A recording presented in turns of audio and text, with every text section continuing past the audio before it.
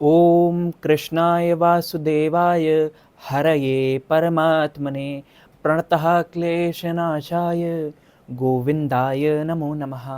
वसुदेवं सुतं देवं कंसचारूणमर्दनं देवकी परमानंदं कृष्णं वंदे जगद्गुरु।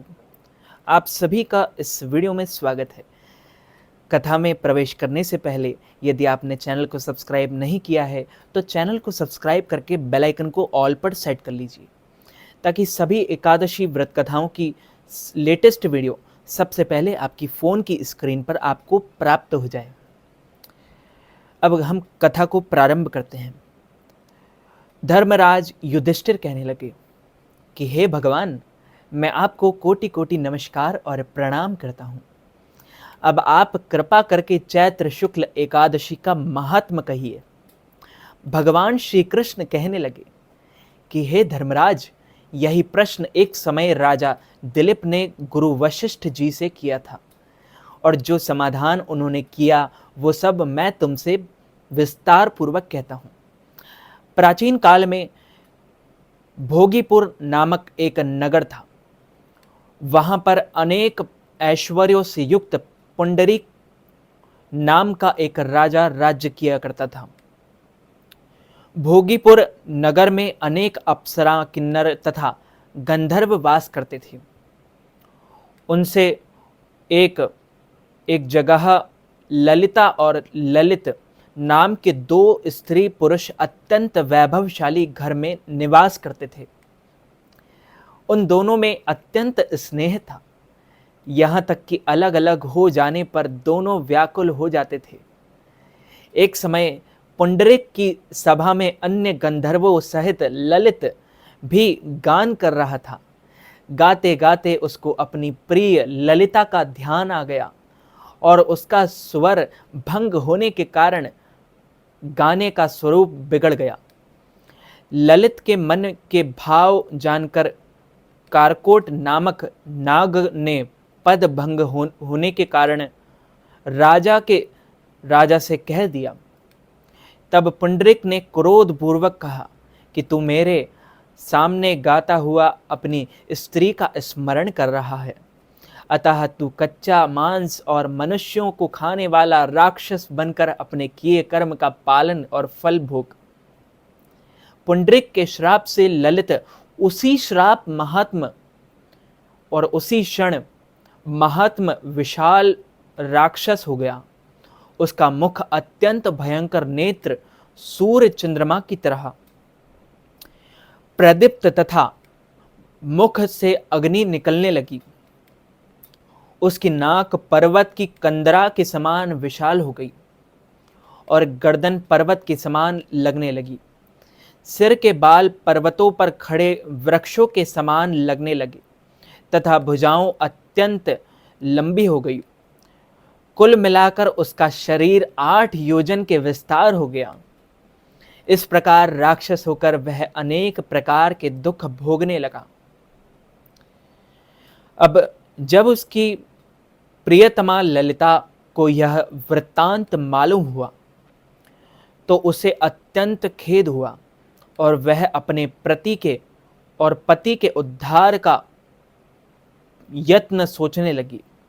वह राक्षस अनेक प्रकार के घोर दुख सहन करता और सहता हुआ घने वनों में रहने लगा। उसकी स्त्री उसके पीछे पीछे जाती और विलाप करती।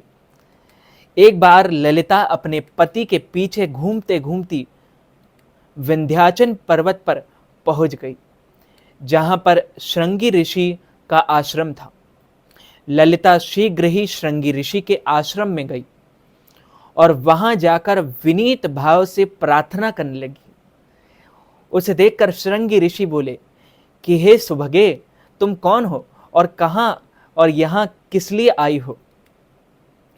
ललिता बोली कि हे मुने, मेरा नाम ललिता है।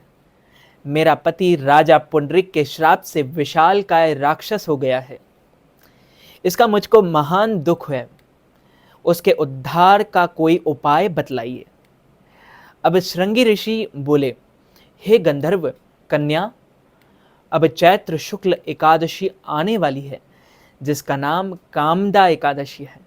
इसका व्रत करने से सभी पाप नष्ट हो जाते हैं और मनुष्य के सब कार्य सिद्ध होते हैं।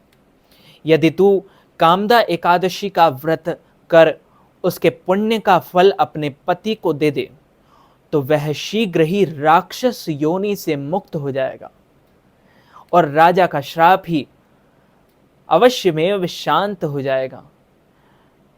मुनि के ऐसे वचन सुनकर ललिता ने चैत्र मास के शुक्ल पक्ष की एकादशी पर अपना व्रत किया और द्वादशी को ब्राह्मणों के सामने अपना व्रत का पालन कर और अपने व्रत का फल अपने पति को दे देती। और भगवान ने इस प्रकार प्रार्थना करने लगी कि हे प्रभु, मैंने जो यह व्रत किया है इसका फल मेरे पतिदेव को प्राप्त हो जाए, जिससे वह राक्षस योनि से मुक्त हो जाए। एकादशी का फल देते ही उसका पति राक्षस योनि से मुक्त होकर अपने पुराने स्वरूप को प्राप्त हुआ। फिर अनेक सुंदर वस्त्र आभूषणों से युक्त होकर ललिता के साथ विहार करने लगा। उसके पश्चात वे दोनों विमान में बैठकर स्वर्ग लोक को चले गए।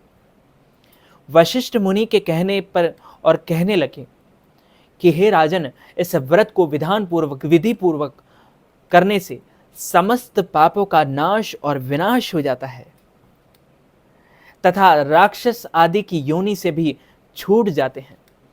संसार में इसके बराबर कोई और दूसरा व्रत नहीं है।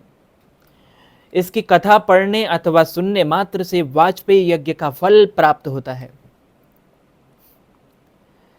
तो मित्रों, भक्तजनों, माताओं, बहनों, इस वीडियो को ज़्यादा से ज़्यादा लोगों तक शेयर कीजिएगा, लाइक कीजिएगा, कमेंट कीजिएगा और यदि आपने चैनल को सब्सक्राइब नहीं किया है तो चैनल को सब्सक्राइब करके बेल आइकन को भी ऑन कर लीजिए।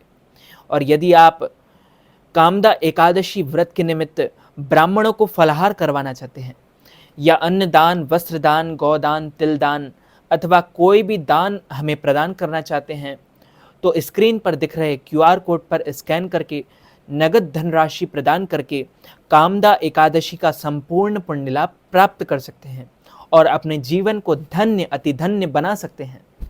इस वीडियो को ज़्यादा से ज़्यादा लोगों तक शेयर कीजिएगा, लाइक कीजिएगा, कमेंट कीजिएगा, चैनल को सब्सक्राइब करके बेल आइकन को भी ऑन कर लीजिए ऐसे ही नई नई वीडियोस देखने के लिए। मैं मिलता हूँ आपको किसी और नई वीडियो के साथ। आप सभी को सादर जय श्री कृष्ण, सादर धन्यवाद।